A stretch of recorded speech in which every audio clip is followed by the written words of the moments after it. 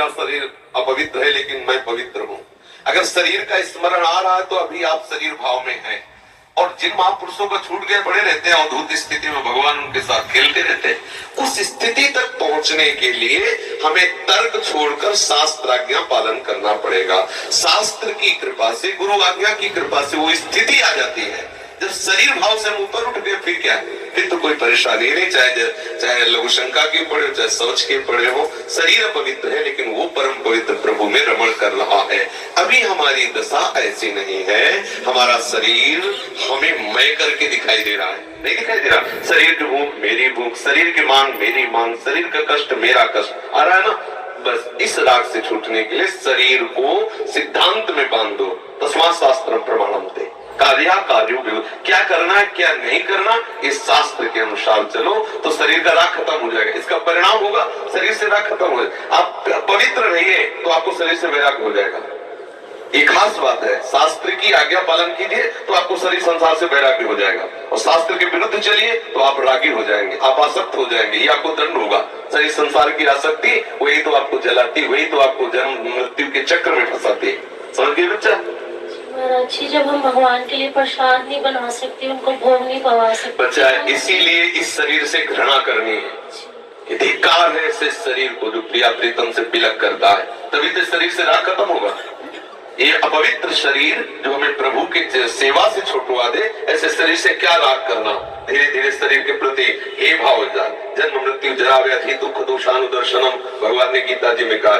शरीर के प्रति हे भाव होने लगता है, क्या बलमूत्र का भांड है, छोड़ो इससे राग। धीरे धीरे धीरे वो अपने स्वरूप में स्थित हो जाए। अभी इतना ममत्व है शरीर में, कोई ऐसे छूले तो एकदम ऐसा नहीं होता।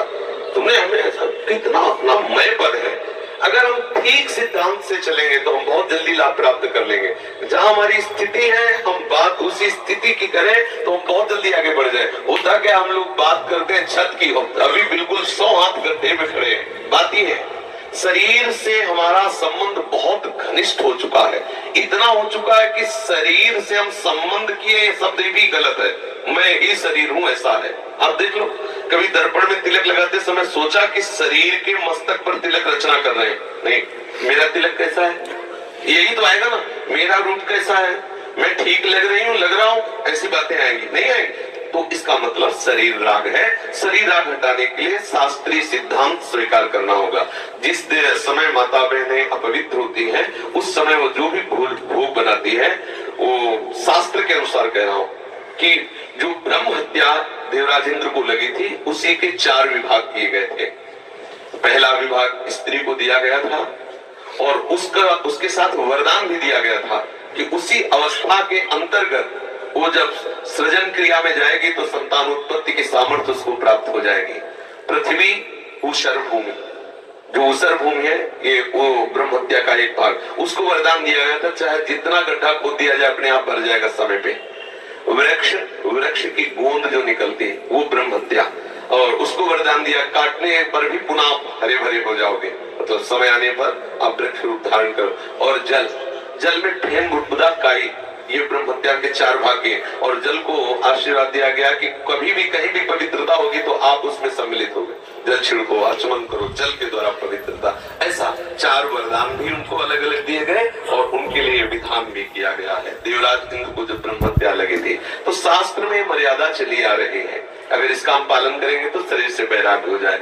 जैसे अब जो बच्चे वैराग्य ले लिए हैं, भले वो स्त्री शरीर में है, अब उनके लिए नियम खत्म हो गया कि वो 3 दिन अपवित्र रहेंगे तो छुएंगे नहीं, क्योंकि वो खत्म, संसार के भोग राग, संसार का क्रम खत्म। अब वो वैरागी, अब वो 8 पैर प्रभु की सेवा में लगे हैं। पर अपने गृहस्थ धर्म से है, शरीर सुख की कामना से है, शरीर का हम प्रयोग कर रहे हैं अपने इंद्रिय सुख के लिए, तो आप पवित्रता धारण करो जिससे तुम्हारा ये राग नष्ट हो जाएगा। समझ रहे हैं ना? नाम जप तो कर सकते हैं आप। हम बता देते हैं, गृहस्थों को भी कह देते हैं कि आप मंत्र चिंतन भी कर सकते हैं, माला से नहीं, मंत्र चिंतन भी कर सकते हैं। स्नान किया, मंत्र चिंतन कर रहे हैं, भाई अंदर हमारे जो चिंतन हो रहा, शरीर ही तो पवित्र है, बाहरी चेष्टा नहीं करेंगे। हम मानसिक ठाकुर सेवा भी कर सकते हैं, मानसिक पाठ भी कर सकते हैं। हमें चतुरासी जी याद है तो हम ग्रंथ नहीं छुएंगे, ऐसे पदगान करेंगे, नाम कीर्तन करेंगे, ये सब हो सकता। लेकिन प्रकट में जो शरीर द्वारा चेष्टा होनी है तो फिर उस समय 3 दिनों तक ऐसा शास्त्री महापुरुषों का और संतों का आदेश है तो हमें वैसा पालन करना चाहिए। हम किन किन अवस्था में शरणागति मंत्र ले सकते हैं और नहीं ले शरणागत मंत्री के लिए वैसे हमने बताया है कि शौचालय में और बाथरूम में हम मंत्र न जपे, पवित्र हो करके आचमन आदि करके फिर मंत्र जप करें। और जैसे हम अपवित्र दशा में जैसे ट्रेन आदि में यात्रा करते हैं, अब सोच गए उन्हीं कपड़ों से उन्हीं पास फिर नाम जप करें, मंत्र जप न करें। मंत्र में थोड़ी पवित्रता की आवश्यकता